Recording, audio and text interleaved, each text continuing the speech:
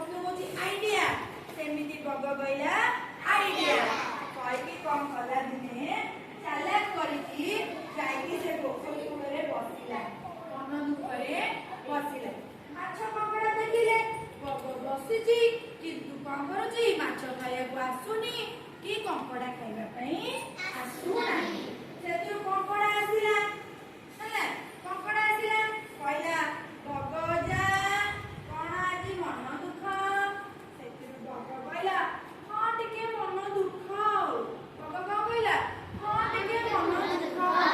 कंकड़ा कहला काहे न मन दुख ना कोन की ओ मुंडर गोटे चिंता घारी पड़े कोन चिंता नमको कंकड़ा हसिला कहला तमु बजता खाइबो ए पोखरी रु बांगरिबा बोलिबा से कहला कोन की पोखरी मु सुनितिली ए जो गां ए जंगल पाख गां रे जो माने अछनी से माने कहउछथि ए पोखरी को सुखेई देबे पोखरी सुखे की कोन सफा हो पंख सफा हो कंकड़ा कहला सतरे सफा हो ना हां सफा हेले मु तो खाइबा को पाइबी ए पोखरी रे जेतक माछ कंकड़ा बेंग तमान अछ सब कम मरी जीव काई ना पानी बिना कम कंकड़ा माछ सब मर जिवे मु भी न खाइके मरी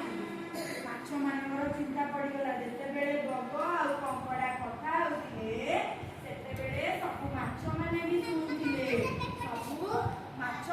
सुनुतिले माछ मानकर भी चिंता आइ गला आमे खाइबा को पाइबानी बचिबा केमिति माछ माने कोन कले सब सांग हेकी कंकड़ा पाखु आसिले कंकड़ा ताको भितरे जे माछर जे थिला कोन थिला रानी थिला से जाय कंकड़ा सहित कथा हला कंकड़ा भाई कोन करिबा कोन कहला कंकड़ा भाई कोन करिबा एई पोखरी जदी सुखी जीव आमे खाइबा कोन पीबा कोन बचिबा केमिति बस सेति कहला ना कंकड़ा कहला चलो बग पाखु जीवा बग कोन तार समाधान जाने सेतु गले समस्तकर कहला ना बग सहित कहला देखा जाता हेला बगर ताकर मीटिंग चलिला गोटे सभा चलिला कंकड़ा आसिला कहला बग जा कोन करिबा तमे जदी सब पोखरी सुखी गेला हम कोन करिबु बग कहला कोन करिबा मु गोटे कथा भाबुची जे कहबी जे तमे विश्वास करबेटी मते कंकड़ा माछ माने कोन करबे ताको के तो उपाय नाही कहले हां विश्वास करबी कुआ से कहला एई जंगल आर पटे गोटे बड़ पोखरी अछि सेतरे बहुत पानी अछि आमु कोन करबी ना प्रतिदिन तम मानकु नै सेई पोखरी रे छाडी देबी सेतु माछ माने कहले तमे हमकु खाइबनी तो माछ कोन कहले तमे हमकु खाइबनी तो बग कहला की कथा मु बाबे कहली मते विश्वास करबटी सेतु समस्या हेतु आ किछ उपाय नै राजी गले बग जाने दिबा पई बग कोन कला प्रतिदिन कोन कला गोटे लेखा माछ ता खंतरे नै कोन कला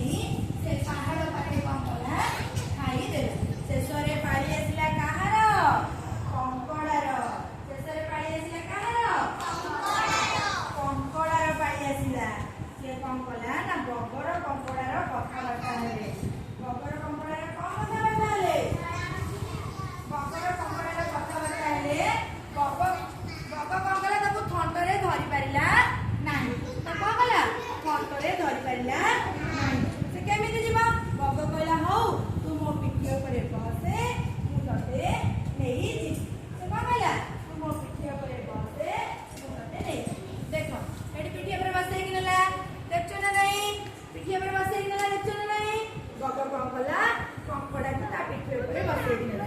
ଉଡି ଉଡି ଗଲା ଯେତେବେଳେ ପାହାଡ ପାଖ ଆସିଗଲା ସେତେବେଳେ କଙ୍କଡା ଦୂରରୁ ଥାଇ ଦେଖୁଛି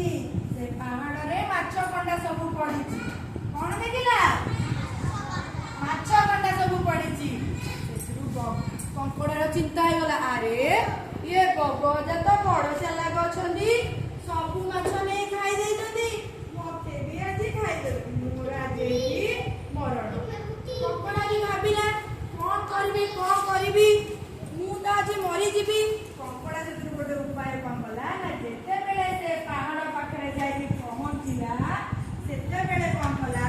ତାର ଯୋଉ ବୁଢା ଗୋଡ ଅଛି ସେ ଗୋଡରେ କଣ କଲା ତା ତଣ୍ଟିକୁ ଚିପି ଧରିଲା ଦେଖୁଛଟି ଚିପି ଧରିଛି କେମିତି ତା ତଣ୍ଟିକୁ ଚିପି ଧରିଲା ବଗ କହିଲା ଛାଡି ଦିଅ ଉଡି ଉଡି କଣ କହିଲା ଛାଡି ଦିଅ କଙ୍କଡା କହିଲା ଆଉ ତତେ ଛାଡିବି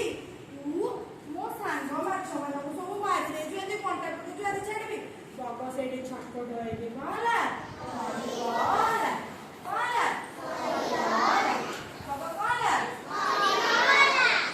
ଅଧିକ ଚାଲାକ ହେଇକି ତା ଠକାମିର ଠକିକି ମାଛ ମାନଙ୍କୁ ତାର ଫଳ ପାଇଲା ନା ନାଇଁ ଭଲ ଲାଗିଲା ବାବା